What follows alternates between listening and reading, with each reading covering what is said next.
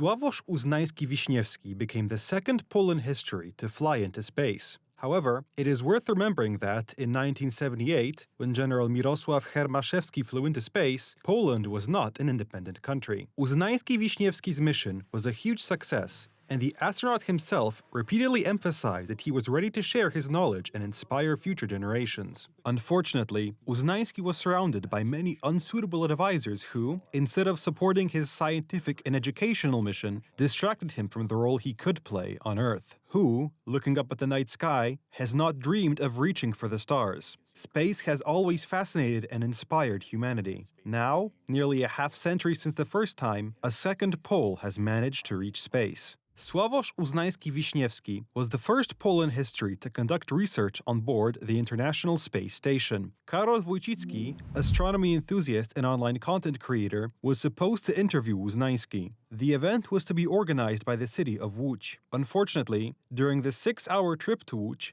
the online content creator learned that the interview would not take place. I was informed that it had actually been known for many hours that this conversation would not take place because someone simply did not want it to. I won't reveal any more details. It would turn into quite a mess.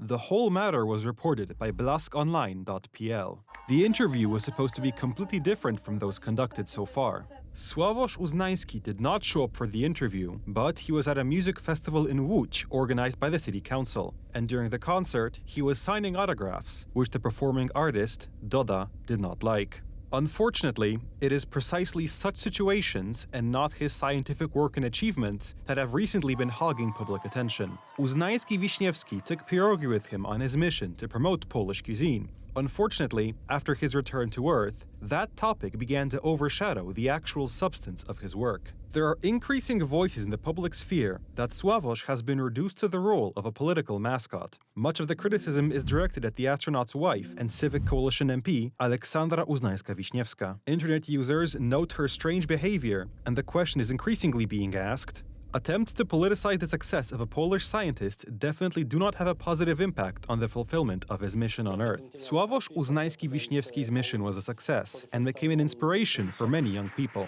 Space is a place that unites, and instead of constantly watching politicians, Poles would certainly be eager to hear the story of someone who has truly reached for the stars.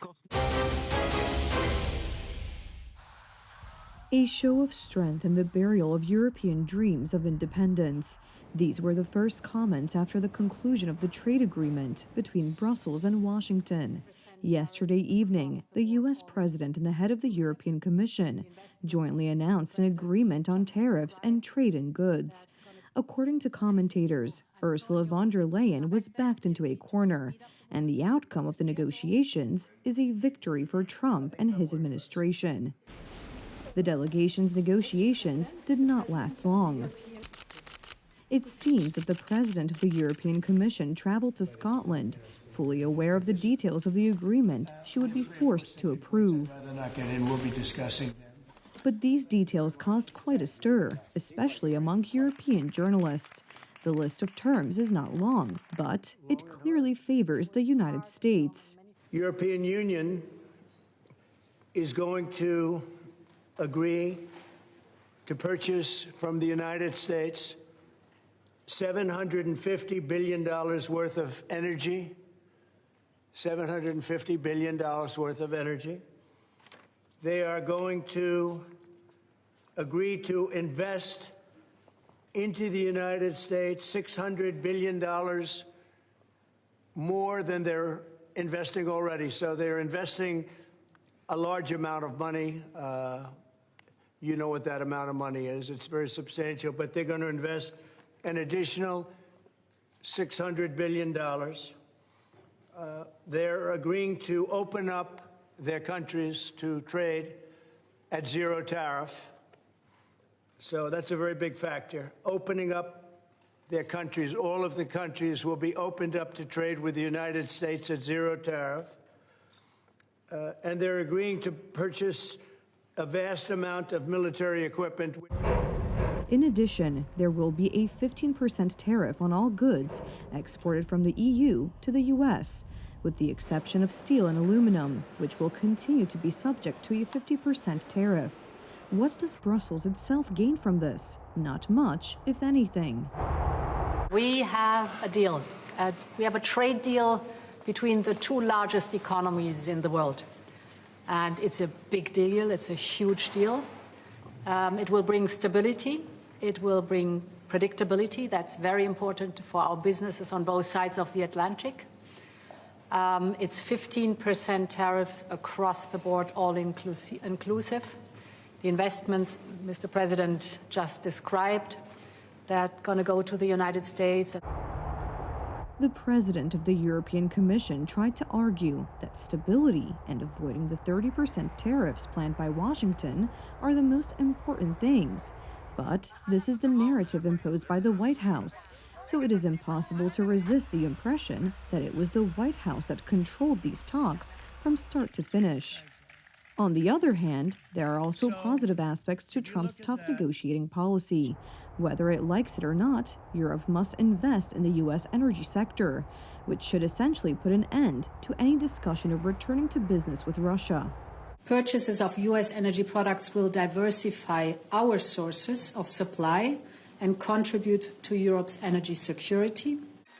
Donald Trump is not slowing down. Today he met with the British Prime Minister on essentially the same issue. The trade agreement with the United Kingdom is essentially ready. Politicians in Europe are already commenting on Donald Trump's trade offensive. There is great concern in Paris and Berlin, as these two capitals have been fighting for years to push the Americans out of the old continent. The fact that we now have a certain form of stability with our American partners is welcome. Is this agreement balanced? No. To put it simply, this agreement is not balanced, and that is why we will have to continue our work, especially in the services sector. However, there are also those for whom the agreement with Brussels is an opportunity to open up completely new economic relations. Of course, I think reaching an agreement is positive. I have always believed that a trade escalation between Europe and the United States would have unpredictable, potentially disastrous consequences. Other countries want to avoid these consequences. Every day, more and more countries are willing to sign an agreement with the U.S. Another round of negotiations with China is underway in Stockholm. Those who hoped that Brussels would go to trade war with the U.S. and turn the markets upside down are now frantically sending letters to the White House, asking for negotiations to be opened.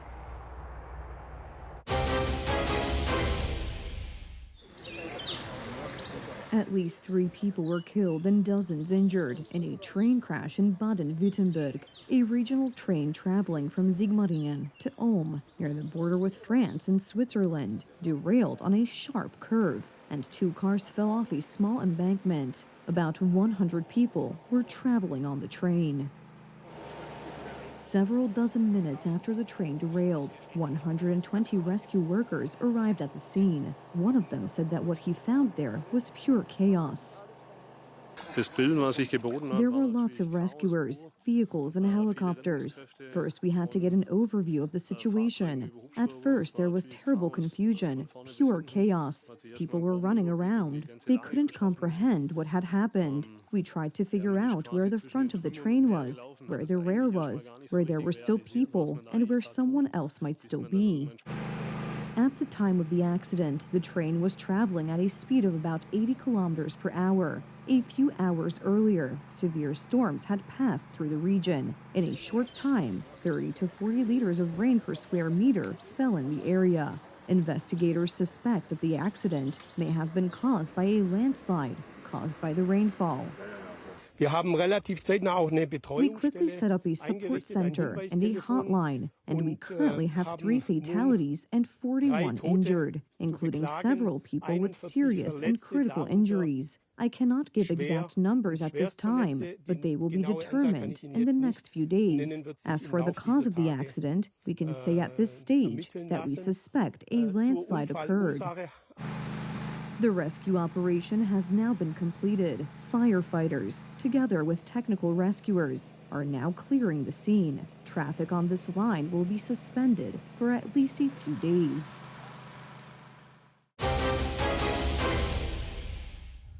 Thailand and Cambodia have agreed to an unconditional ceasefire. Negotiations in Malaysia involving the prime ministers of the warring parties have ended the 5-day escalating border conflict between Thailand and Cambodia. The agreement has been in force since midnight local time. The negotiations in Malaysia involving the prime ministers of Thailand and Cambodia were a response to a series of calls and pressure from the international community, especially the United States, to resolve the conflict. U.S. President Donald Trump personally called both leaders, warning that he would not enter any trade agreements with them until they ended the fighting. I called the prime ministers of each, and I said, we're not going to make a trade deal unless you settle the war. A lot of people are killed, you know that, in a short period of time, the border. In addition to the warring parties, delegations from Malaysia, the United States, and China also participated in the talks in Kuala Lumpur. The parties agreed to an unconditional ceasefire. Prime Minister Hun Manet and Acting Prime Minister Phumtham Wechayachai have expressed their positions and willingness to immediate ceasefire and return to normalcy. The United States President Donald J. Trump has been in contact with the leaders of both countries, urging the leaders to find peaceful resolution to the conflict. We hope that the solutions that Prime Minister Anwar just announced will set a condition for moving forward for our bilateral discussion to return to normalcy of the relationship and as a foundation for future de-escalation of forces. We agree to a ceasefire with assurance myself that it will be carried out successfully in good faith by both sides. Despite the ceasefire, thousands of Cambodians working in Thailand continue to cross the border, and they're not giving up on returning to their homeland. On the other hand, residents of a Thai border village, displaced as a result of border clashes, are skeptical about the news of the ceasefire. คิดว่าเขาไม่เชื่อเพราะว่าฝั่งเขาไม่น่าจะยอมเราง่ายๆขนาดนั้นเพราะว่าเราต้องมีข้อตกลงให้หยุดก็อยากให้หยุดยิงจะได้กลับบ้านไปหาลูกอยู่ที่บ้านเขามีมันไม่มา The clashes between Thailand and Cambodia are the result of a long-standing border dispute in the provinces of Surin in Thailand and Udarmanche in Cambodia. Tensions escalated at the end of May after the death of a Cambodian soldier in a border skirmish. Faced with a deep diplomatic crisis, both countries sent thousands of soldiers to the border. The latest round of the conflict erupted last May. As a result of mutual shelling of border towns, dozens of civilians were killed. More than 200,000 people were evacuated from the border areas of both countries.